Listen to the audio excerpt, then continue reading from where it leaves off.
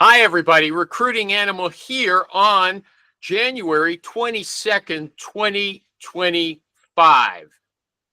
That's the date, isn't it, Richie Rich? 22nd. There you go. I got it. Hey, There you that's a go. win. It's my birthday's in 2 days. You knew that. That's why. That's a win right off. Hey, your birthday is in 2 days? It is. It is. Oh, congratulations. Oh, I didn't die. There you go. Thanks. You didn't die. You look like you're in the picture of health to me. It's we work out a lot. It's good. Let me ask you something. I don't know if you want me. We don't have to keep it in. But a guy was saying he considers himself to be rational, but he speaks to his dead parents. And I do too. Not full conversations, but I'll make a remark to them sometimes. They're both gone. What about you? No, I don't. I think that's still a rational thing. A lot of people, just kind of help you clear your head, get your thought right. I don't think it's too crazy. I mean, if you're walking around having full conversations in public, and it can go off the deep end pretty quick, We had a famous prime minister who was in power for a long time before our time. Mm-hmm. And he had regular seances with his mother. Yeah, that's it's a little out there. Okay, I didn't ask you, do you ever make remarks to your dad, or do you not want to say?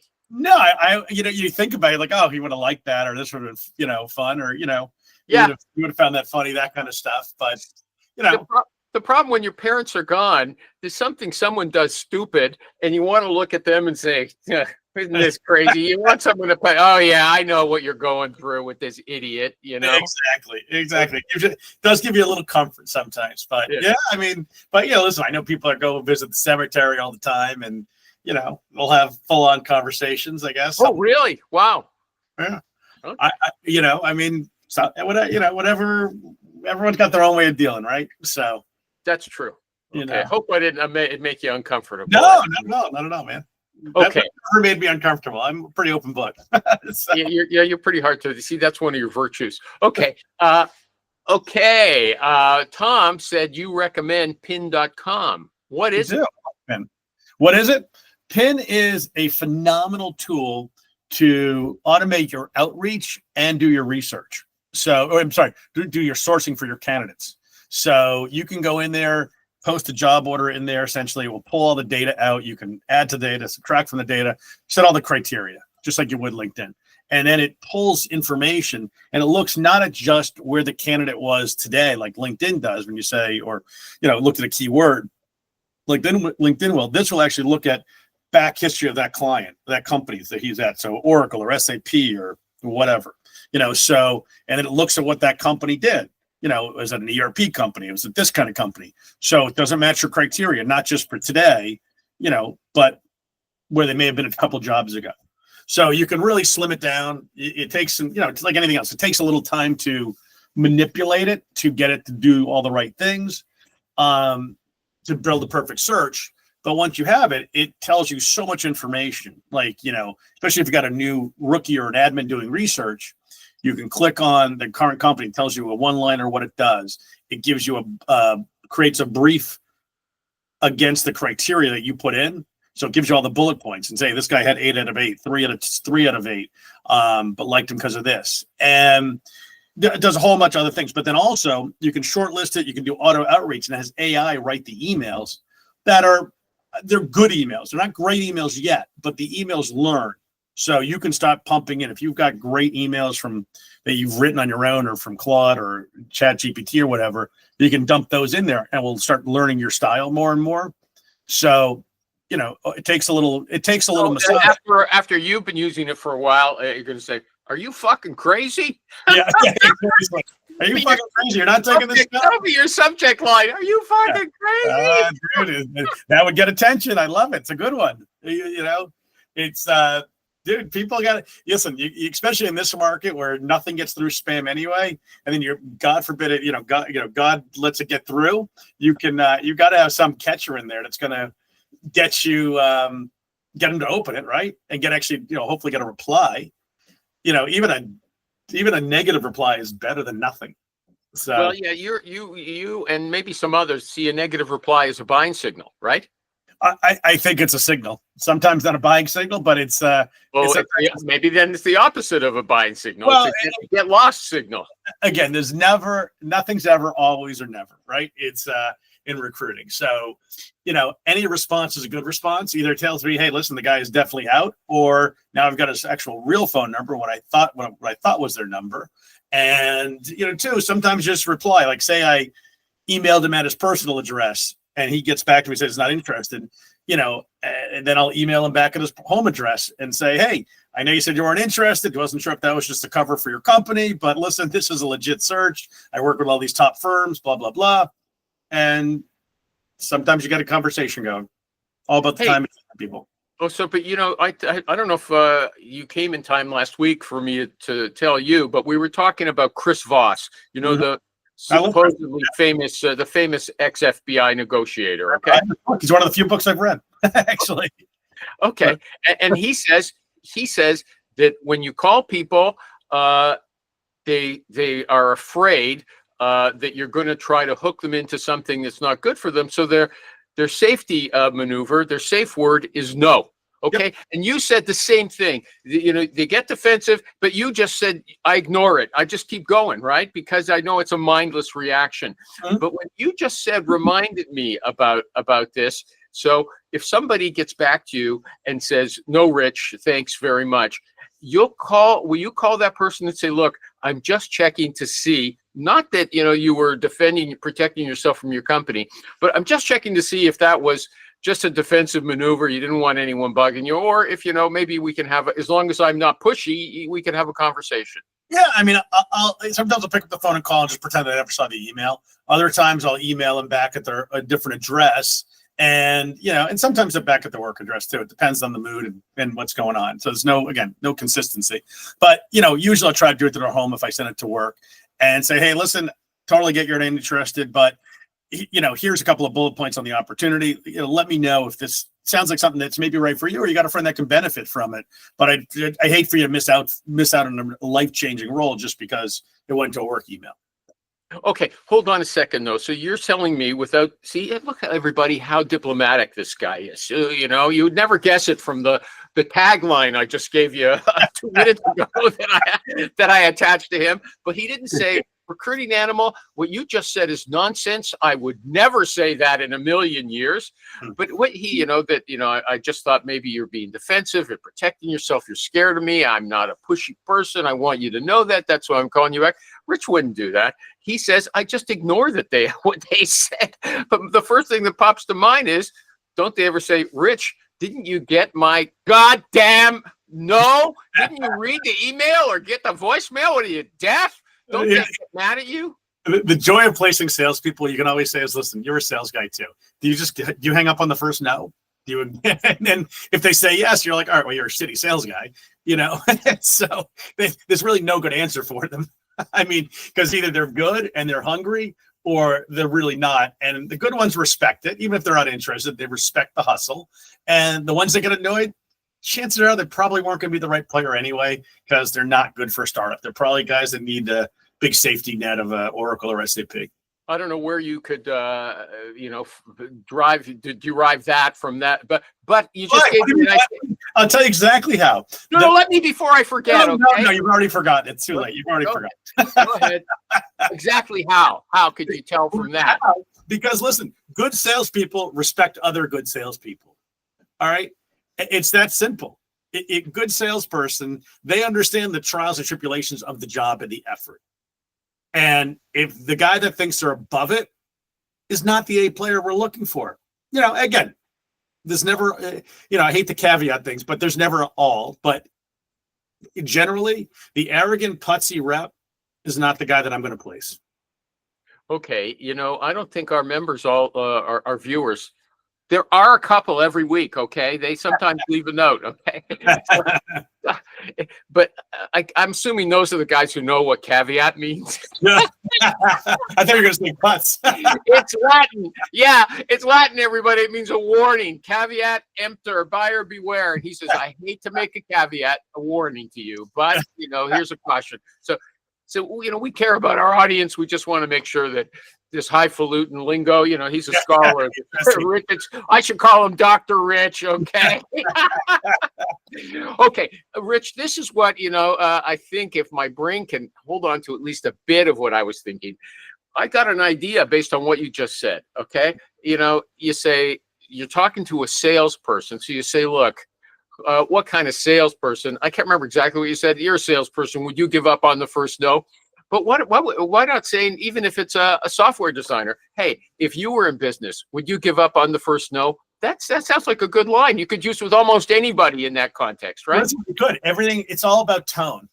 Tonality is everything. You could say, dude, you're a jackass. Or you say, dude, you're a fucking jackass, right? I mean, however you say it, that wasn't that different, but you're just a jackass. But it's all how you say things makes a giant difference. How you say things is almost more important than the words you say sometimes. You can get away with saying a lot of silly things if you have the right tone and the right playfulness in your voice.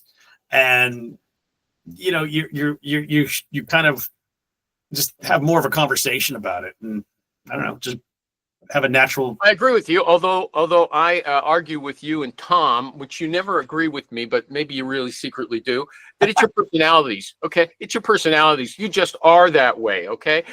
You can deliver blunt messages in a lighthearted way. Okay. Honestly, can't. You know what? Honestly, though, it was, I read this thing on Facebook or whatever, some highly educational site. It's like an ADD thing. It's like an ADHD thing, I guess, apparently, where you can, I've already forgotten what it said exactly, but it was basically, you don't like, it was a whole list of things, but part of it was just how you deliver messages. It's like, they're generally more real. They're more, I'll have to find it. It was unfiltered, tactless. I don't know about tactless, but unfiltered was a word they may have chosen. But it was just, but again, I think it comes across. It can be, what was the word you just used? Not tactless. No, tactless? Unfiltered. Unfiltered with the right tone doesn't come across as obnoxious. Like, it comes across as hilarious, to tell you the usually truth. I think it catches people off guard. But like I was talking to this CEO last week who could be the nicest guy I've ever talked to in software, and probably the nicest CEO who truly cared about like what people were thinking and how they were getting to answers and why they were doing what they were doing. But he asked questions in such a way that it was just more of his tone, but how just how they derived what they were trying to get to. And he was just so curious about people and what they were trying to do. Then, like most of these guys hiring people are trying to just weed people out and say, fuck you. No, that's not how the answer I like. He's like, no, I don't. And he would say, listen, I don't agree with it. So talk to me. Why do you think that way? We talked a 2.5 hour conversation and about, just my thoughts on how we should hire, what he's hiring, how he's doing this and that. I mean, I wish I recorded it as a podcast. It was an amazing conversation. I was thinking the same thing. Yeah, I wish I had. I'm going to try to do another one with him. He said he would do it. So he was just, he was fantastic. Probably my new favorite. Bring him here and you can lead the show. I'm not kidding. If you want, it's just an invitation. I'm not telling you what to do. Okay. This guy, he I don't know if this isn't his show, because he's a CEO of a extraordinarily well-funded company just coming out of stealth. Like literally almost a $200 million funded company coming out. I watched your podcast. There was no difference between this show and your podcast, except no one was yelling. Okay. That's what makes this more fun. So. Yeah. The thing is, I can imagine Rich being a comedian on the stage, and he looks down in the front row and he sees somebody who's obviously with his wife and says, "Hey, is that your mother? So you're so nice to bring her." And people laugh. Okay, they would laugh. He wouldn't get up and try to punch him. It's like Don Rickles. Remember old Don Rickles? Yeah, Don Rickles. Yeah, although I never really liked him. Come on, Jewish thing. No, you don't have the same bitterness that he. Oh God, no. Okay. But he was actually supposedly like an absolute sweetheart of a human being. Apparently, yeah. Stage he was vicious, but off stage apparently he was very, very nice to people. Also, Joan Rivers, I laughed at her jokes about Prince Charles and Lady Di, but They were so vicious. I couldn't. I don't. I wouldn't have been able to do it myself. Okay. Did you watch like the Tom Brady roast with what's her face, Nikki Glazer? No, I don't even know who Nikki Glazer is. She's a very, very, very. You should Google it. Literally, she was. I knew her beforehand. She was funny then, but on the roast, she stole the whole thing. She was so over the top. It was hysterical. Like you need to Google it afterwards. It was really one of the funniest bits of comedy I've seen in a long, long time. Okay. I know a guy named Glazer. Maybe he's related to her. Okay. This woman said, I dropped LinkedIn Recruiter a few years ago because I learned how to source people on LinkedIn for free using Google, the X-rays, I assume, as well as sourcing so many other ways without having to pay for it. Here's the kicker for you, Rich. I highly recommend talking with Trisha Tampkin about the sourcing training she teaches. It changed my desk. Now, for those who don't know, Rich teaches, he leads a class every Thursday morning, 8:45 a.m. tomorrow morning. It's a small group. It's confidential. And to prove that he's the man and he can handle any kind of opposition, he brings Trish there with him so she can disagree with everything he says, just like me, with more gravitas than I have. Okay. Okay. So Rich has to respect her. I don't think he's bringing her as like a foil who knows he can beat. No, I don't think so. So would you endorse her sourcing as well? Do you know, have you ever taken it? Or? Yeah, Trish is a genius, man. She's really is. She's the amount of effort and time her and Jason, her husband, put into these classes and to these things is crazy. But her sourcing techniques they're amazing. Like, I mean, she has a whole way of sourcing by images. Like if you're looking for young people or you want minorities and things like that, she's got this whole string of ways to do that. I mean, yeah, if you want to get rid of LinkedIn, you could totally take Trisha's class. And how much? Do you know how much it is? I do not. She's not inexpensive, but you get a lot of value for it. Okay. And they give you, I mean, there's just so much. I mean, literally the amount of information she gives people, from AI prompting. This is all different courses she's got, from AI prompting to, strategic, how to run your desk, to deep learning stuff. I was interested in sourcing. Okay. You don't have to do a full ad. It's enough. I knew you were going to pump her stuff, but don't take it too far. Okay. I will note something. Brian Fink, who's a super sourcer, okay?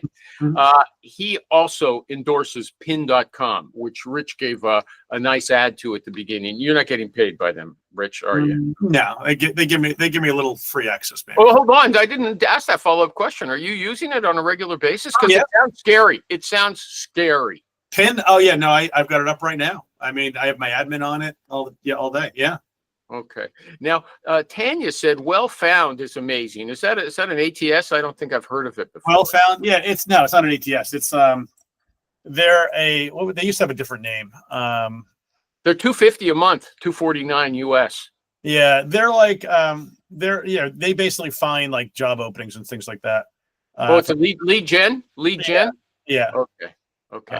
I mean, so yeah, but they're all they do is aggregate. They're all good. I mean, it's not a bad solution whatsoever. Okay. And Mike Cohen, I don't think he's calling himself Batman anymore for some reason, or wearing a dress like he used to. He says Seek Out is, in his opinion, the most robust and capable sourcing platform available right now. Neither you nor Tommy Pistachio have said that. No? Nah, I don't. I think it's fine. It's no better or worse than anything else out there. Okay. I don't. Tom's not here, but he's now a big enthusiast about combining Sales Navigator and Jobin. He says you can get them together for $150 a month. Okay. Yeah. Jobin's great. I mean, you can do the X-ray search on there. You can. Jobin. The people at Jobin are fantastic. Once they improve their user interface, it will be an absolute kick-ass program. What does that mean? Improve the use? How can it be hard to figure out? It's an overly complex way to do it. It's not very pretty to look at, but it does everything. It's a great program. And I really love the people there. But the product is solid.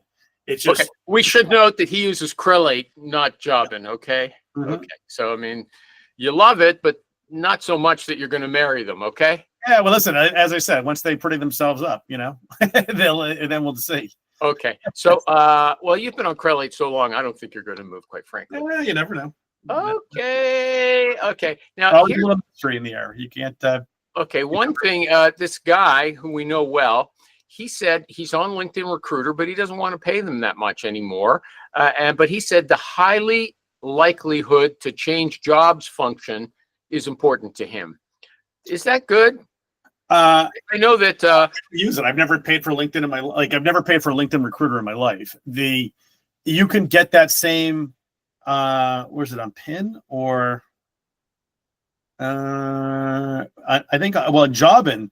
You can find those same people. Yeah. You can search by those looking for work and things like that, or intent. Hire Tool had that. It used to be a sponsor of this show. What's their name now? Easy Hire. Yeah.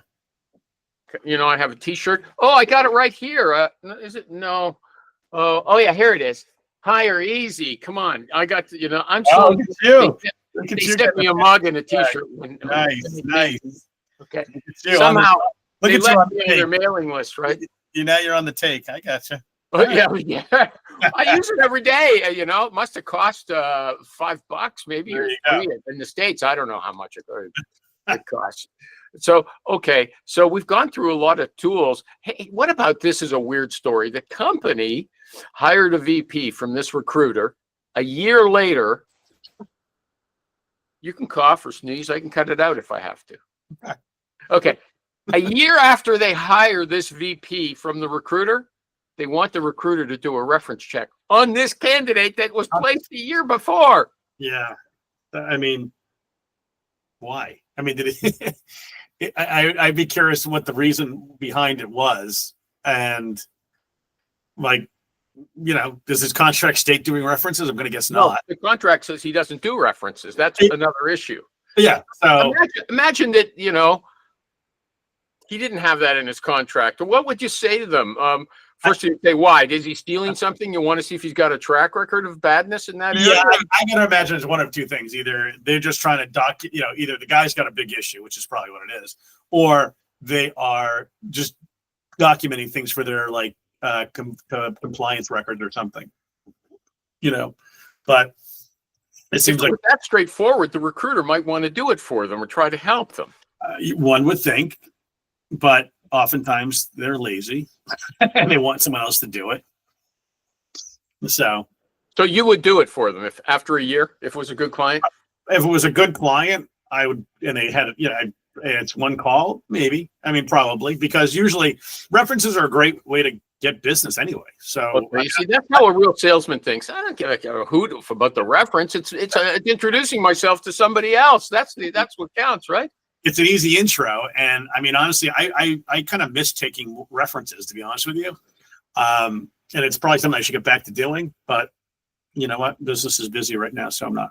So, yeah. So it's people frown upon it, like, ugh, I don't want to do references. I'm like, honestly, they take 5 minutes. You record it on, whatever recording tool you use, have it spit out a reference for you, and meanwhile, you make an easy contact and an easy into a company. Okay.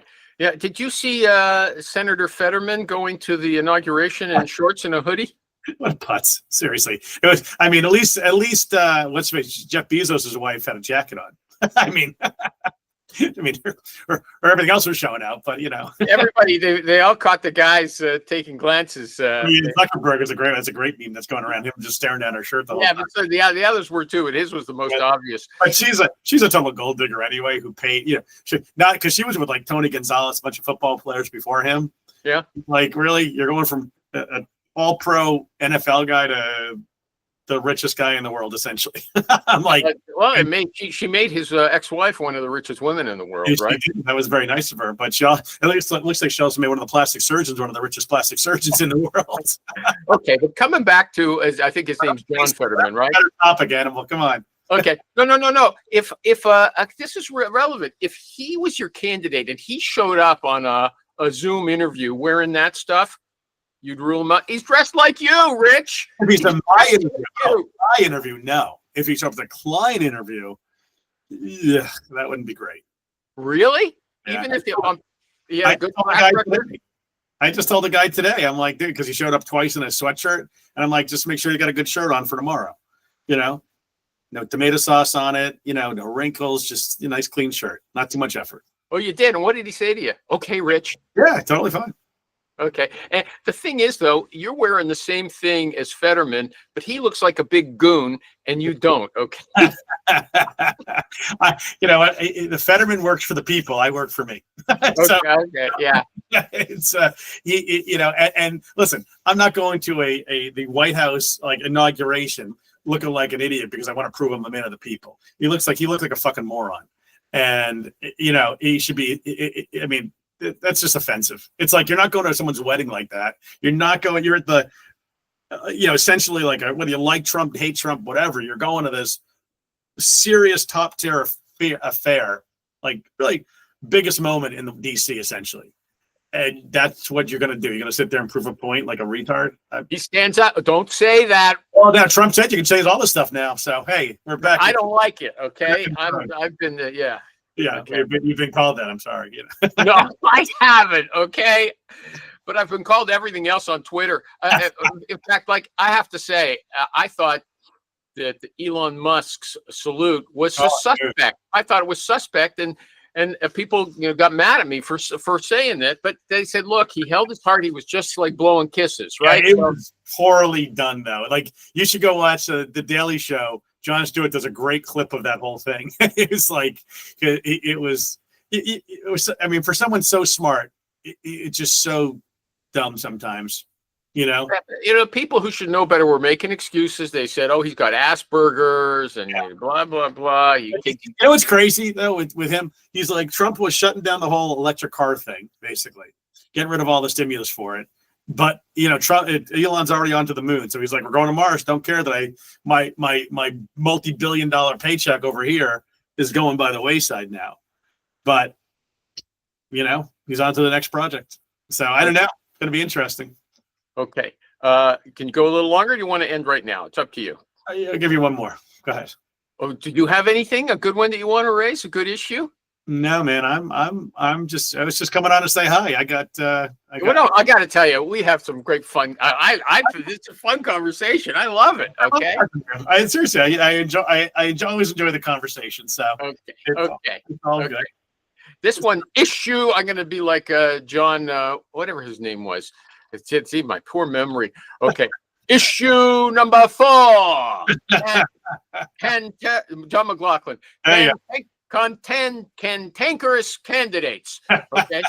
This recruiter says, I send out emails telling candidates that they're not being moved forward to additional interviews. Okay. But everyone wants to know why their qualifications aren't a fit. And, why wasn't I chosen? And she gives one specific example.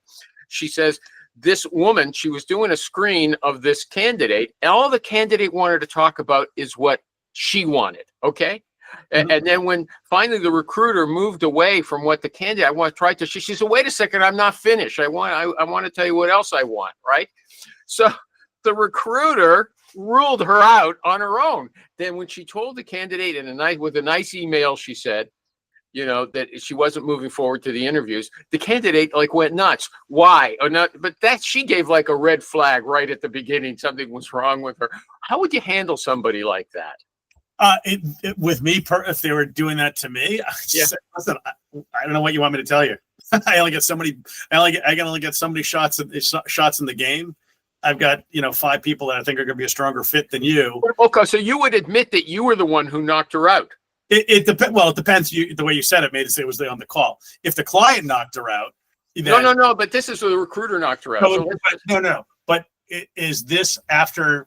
Did she think she was being submitted to the client? Well, it sounds to me like there was. We'll take it from here and see what happens, right? And it made it sound like she was.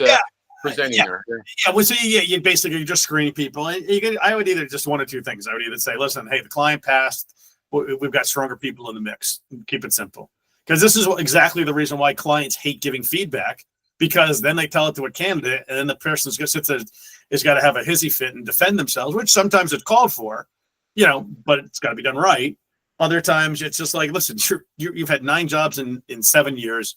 You're never getting this job, right? I mean, as a recruiter, he could just sometimes say, listen, if it was me and I was ending that conversation with that candidate on that first call, like the screening call, I would just tell him flat out, I'm like, listen, this probably is not going to happen. I've got several folks that just really are bullseye for this thing. In which way, Rich? Where am I falling short compared to your other folks? In every possible category, Animal. Okay, yeah, you can tell that to me on the show, but you wouldn't dare say that to somebody else. I listen. I'm very nice to people, but I am very blunt and filterless, as you like to say. So I've told them, listen, there's just too many areas that you're going to be deficient. No, here's the truth: is you are a self-centered, unpleasant person. Okay, that's the truth. That's why she said I can't tell her that, and it's true. Well, but again. You don't have to say those words to that person. You just say, listen, there's other candidates. They just fit this thing to the nines. They don't have any shortcomings. All of them are absolute bullseyes. You just don't have enough experience to fit. The personalities are going to clash. It doesn't. There's too many things that are going to go against you. I've got too many other candidates that are strong candidates. This is exactly why you don't ever lead off the conversation by telling people who the fucking company is. The amount of recruiters are just like, hey, I'm working with company X. And then they're like, okay, great. Let me check them out and then get back to you. And then you talk to them and they're like, they're not a fit. And then they send their resume in and they're going to say, I heard about it from John. And now John looks like an idiot, and there's candidates now in there, and God forbid they actually get the job. You don't get the fee. So I do not understand. Like, I get all these recruiters that call me to do splits, which is great, but they all want to know who the company is, not just for their own sake, but to tell the candidates who the company is. And I just do not understand why recruiters lead with the company name. At that point, just put it in the goddamn email. Put it online wherever you're posting. I mean, so how do you navigate that when they say what's the company? What do you say? I usually say, well, listen, let me grab a little detail. Let me get all the info, and then I'll tell you who it is. But it's just method to my madness, right? And no, hold on. If you say, look, let me get the info, and if there's a match, I'll tell you who it is. And at the end, you say, I don't think this is going anywhere. Yeah. You mean, I want to know who it is. Come on. Yeah, it's great, but it doesn't fit. So what's the point? So you'll hold out for that. You won't let them push you around. No, sometimes if it's really just feeling funny, I'll say, you go check out yashi.com. I think I told you this before. Oh, that one. Yeah, we haven't talked about that one for a while. You told me that site wasn't active anymore. No, it's not. I haven't checked it in a while. Some guy had bought it a while back. I think Tom said he might tell the candidate and then send the name to his client to say, I spoke to this guy. I don't think he's 100% right, but if he gets in touch with you, I want you to know. Okay. Yeah, I mean, exactly. If you got a guy you're on the fence about, but you're like, yeah, sometimes you'll do it, but normally, like, the clients are paying you not to send them garbage. So, well, if you're a retained search, it's quite normal for people to tell you the company, but then they will go. It's happened. They will go around you, right? Yeah, it's a big difference from doing full-on retained, which I don't do, versus doing an engagement fee. Uh-huh. And this is what companies don't understand. There's a big difference between dealing engagement and dealing with, retained, and dealing with, the engaged level. And, all these, it's fun. I just find I'm in the middle of this contract negotiation now, and, typical company where they want the sun, the moon, and the stars, but they want to pay pennies for it and have all the risk avoided for them. And, they're trying to tell me that you can give me your 2 cents. I already know what you're going to say because you're a softie. I am. My fault. I failed. Big failure. Go ahead. Desire to be loved. I've given up on caring. He's like, the standard is 90 days. I'm like, the standard for bad recruiters is 90 days. You hired me because I'm a good recruiter, so I'm at 30 days. So we're talking tomorrow, but I'm like, I don't understand why recruiters constantly, give in to these people. Like, what is changing in my job from day 1 to day 90?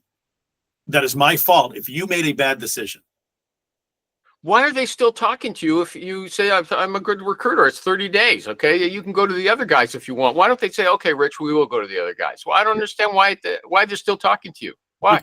Because they need this. They want, this is the, I give you this. I can't give you too much information because it's Okay, no, but hold on. How did they come to you? Do you have a fantastic reputation and they know that they need the rich? cold email outreach. And They don't know you from Adam? they've heard my name and they checked me out, but it's so they had called me and said, hey, we want to talk, and we talked, and the search has got some hair on it, but I know I can fill it. I got like 3 or 4 guys already lined up, but it's like, it's just the principle of it. I don't understand the 90-day 6-month warranty stupidity. I have no control over what goes on. Why? We all have this conversation a million times. Why am I paying for your risk or shortcomings? Like, the company's not going to give their client 90 days to test out the software. They like it. We're going to use it enough. I mean, it's just. I can tell you, maybe I'll save it for another time, but I think that's a shared responsibility. You supplied a person who's supposed to be able to work out. Okay. We're supplying the person based on the skill set they asked for. They're doing all the interviewing. They are doing all the hiring. They are doing all the background checks. They are deciding salary, culture, clientele they're going to go after. Product. Is the product going to work? Is the CEO insane? I don't know every person at the company. Like, how do I know? That's the thing. You're saying it might be, you're sort of betting, look, if it doesn't work out in the first 30 days, it's because they're insane. Okay. The company is insane. That's what you're sort of betting. Well, I'm not betting that they're insane. I'm hoping they're a great company that can do business for a long time. But to me, good partnerships are one where you got balanced risk. I'm risking my time and effort and name to work with you. I don't know you. You're a $15 million startup or whatever, right? So I don't know you. And you don't owe me anything until you make all the decisions. But now you're telling me you want to not only make the decision, you want 3 months to decide if your decision was good. Not mine. You will recommend, hey, I like this candidate. If you don't move on her, you're not. Okay. So listen, fine. Easy argument, though, is fine. Do I get to help decide a salary? Do I get to help pick which one? I sent you 4 candidates. No, you don't. No, you don't. No, you don't. If I sent you 4 candidates, I like number 2 better. You like number 1 better. So if you hire number 1 and he doesn't work out, is that my fault too? I told you not to hire him. Yeah, well, they actually do. I've had that situation. Don't hire this guy. Take number 3. No, and they take the guy and he doesn't work out. And whose fault is it? The recruiter. Yeah, exactly. I mean, I had this situation a long time ago where I placed this rep. I told the client 100%, do not hire this guy. I think he's a liar. I don't like him. I found all this stuff out during the process. I sent it in an email to him and the CEO. So if you hire this guy, there is no warranty. You could fire him day 1. You're still paying me. And they hired him. They fired him day 30. VP, had a heart attack and started screaming and yelling. And I sent him the note, sent it to the CEO. CEO ended up firing the VP of sales. And I got to replace the VP of sales and the rep for 2 new fees. But listen, it was the final straw for that guy because, it was an arrogant, stupid move. And, I want to see all these companies work out. I want the best interest for the hiring manager and the company and the candidate. And,